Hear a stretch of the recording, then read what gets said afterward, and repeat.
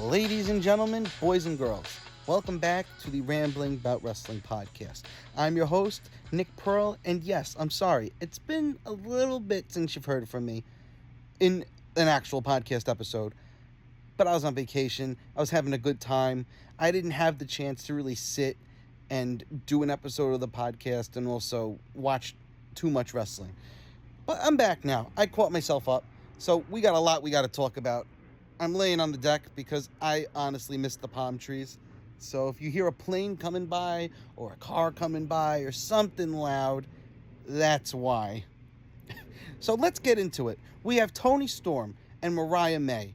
This is a feud that's been building for a very, very, very long time. And it has finally hit the crescendo. Mariah May has won the Women's Owen Hart tournament, becoming the number one contender for Toni Storm's World Championship at All in Wembley. This is the match that we all want to see. Mariah May beat the hell out of Toni. As soon as she won, she grabs that Owen Hart belt, hits her in the head. No big celebration. Toni bleeding. Watch for the shoe, she says. Mariah takes the shoe, cuts her open with the shoe, hits her in the head with the shoe. Mariah May is on another level right now, and this is only the beginning. She then came out the next week, and she cut a promo explaining why she did what she did. She is going to be the biggest women's star in that entire company come Wembley.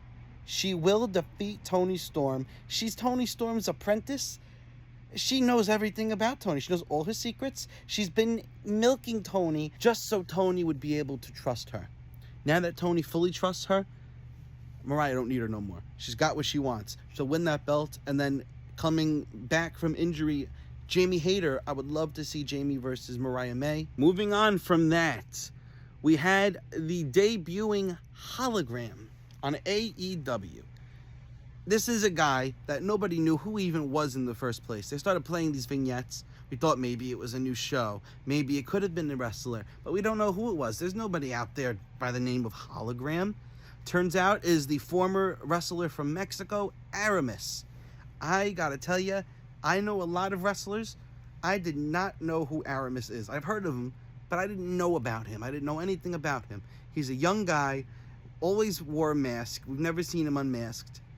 AEW really built this guy up with these vignettes. I was very excited to see what they were going to do. Like, they haven't brought a guy in that nobody knew in a very long time. The last person I could think of was Wardlow. Hologram, his entrance, the music, everything fits. The only thing I don't necessarily like is his attire. I'm sure they'll figure that out down the line. His knee pads kept coming down. His mask kind of looks like Axioms. Slight adjustments. Give him a character. If there's something a masked wrestler needs, it's a personality. If Hologram, if he's able to show facial expressions through the mask in such a way that Axiom does in NXT, or maybe through his body language or something, Hologram will be something special. And I think they brought this guy in specifically to feud with Ricochet. So we'll just keep my word on that. See what happens. But Ricochet, Hologram, Will Ospreay, Rey Fenix, they got an incredible set of Mexican luchadors and just high flyers. But I'm very, very, very happy with this debut. Had a great match against Gringo Loco. If you're going to have a guy come in, you bring in the veteran Gringo Loco to make him look good, especially because they're both high flying. They're able to get their stuff in a nice little sprint of a match. Hologram, great to see you. Welcome to the big time. The real meat of what I want to talk about today. And this really, really pissed me the hell off last night. You had on TNA Slammiversary, their annual pay-per-view. It was a great show. Nothing was really bad. Everything was good. Good matches, good all around, until the main event. Now, I'm not saying that the 6-man elimination match between Moose, the former champion, Joe Hendry, Frankie Kazarian, the former Dolph Ziggler, and Nick Nemeth, Josh Alexander, and Steve Macklin. You had all of these guys in this match. All of them theoretically could have won, except for Kazarian. But of course, with normal TNA booking, Kazarian's the last guy to be eliminated. Anyway, besides the point. You had the opportunity to belt up the most popular superstar in your entire company in Joe Hendry, who is making appearances in WWE and getting the biggest pop in both NXT and in TNA. He got the biggest pop coming into this match out of all the hometown people in Canada, and even Dolph Ziggler. And you do not give him the belt. This was the perfect opportunity to belt Joe Hendry up. Everybody wanted to see it. People were specifically tuning into the show to see Joe Hendry win the belt. Yes, he did pin Moose, which guaranteed that we were getting a new world champion. That's something big. Makes Joe Hendry seem like a bigger deal, but no. You have Joe Hendry pin Moose, crowd goes nuts. Oh my God, Joe Hendry might actually be able to pull this off, everybody thinks. Right after that, they're in Canada. Josh Alexander is Canadian. Freaking comes in, kicks him in the balls, turns heel in his hometown, out of all places, and Josh Alexander eliminates Joe Hendry. Why is this happening? I don't know. Was it a good heel turn? Yes. The more I let it marinate, I don't think it's the worst decision you could have done. But do it after the match. Have Josh Alexander be eliminated last instead of Kazarian, who was freaking sleeping the whole time. He went through a table. He was down for like 20 minutes of this match just to come in and almost win. I don't get it. I don't get it at all. But the reason why it's not the worst thing in the world, Josh Alexander is now going to be the most hated heel in that entire company.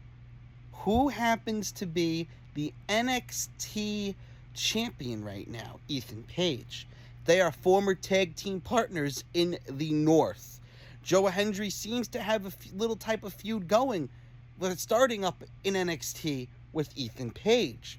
So maybe this leads to some sort of multi-man match. It leads to Josh Alexander crossing the line. I'm sure we're going to get Joe Hendry going for the NXT Championship against Ethan Page. We're going to have Josh Alexander come out, screw Joe Hendry again.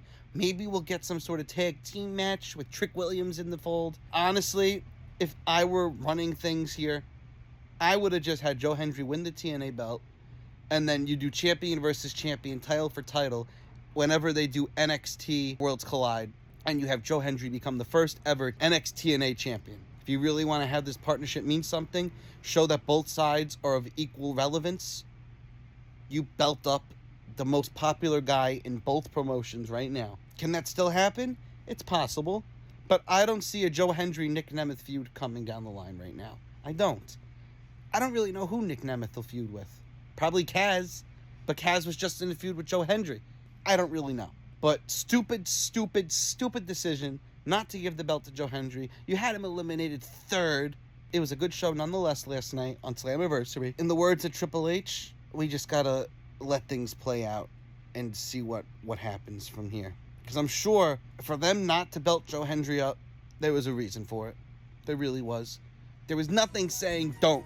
There's got to be some type of creative where it makes sense, and down the line, Joe Hendry finally gets that comeuppance. He finally gets that world championship, be it in NXT, TNA, or both.